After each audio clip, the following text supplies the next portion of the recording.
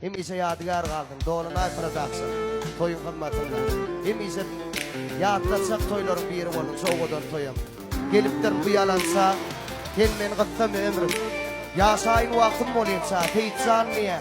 Gel meni gıttam ömrüm. Sağılığım, oğlunluğum, oyunu kılıp sorgaladı evlenliğim. Hoğluğup men bu mehribanlığımı taşlap nireye gideyim?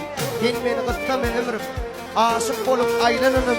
Mün ödüllün saylanınım. Teyitsan yangi Allah ulu toy edip sorgaladı. Allah'la koyurdu. Öylünüm. Gel meni gıttam ömrüm. Erterim kuşluk sesim var. Bir başımın ömeysim var. Entek ben. Yani kırk oğul oynayama yaşım var. Gel meni gıttam ömrüm. Gelecek yoluna karayın. Ellerini koyuvermeyin. Karrasam yar bilen. Çağızıklamın eses bilen. Hakamın eses bilen. Bile çıkarrayın. Gel meni gıttama ömrümde. Ömrümün gıttamadın yaşım var. Ömrümün hem ise o kadar günleri beklentin Allah'ım.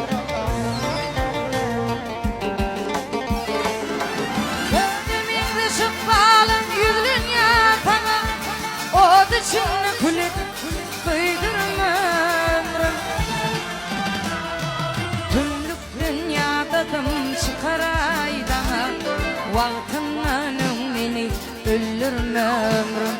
Tümlük dünyadadım çıkaray daha. Vaktinden beni öldürme ömrüm.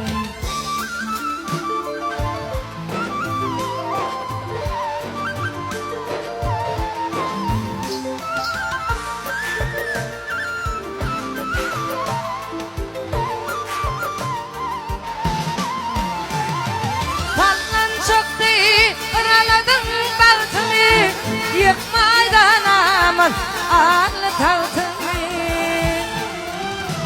Vahyeleken doğurdun açık vaktimi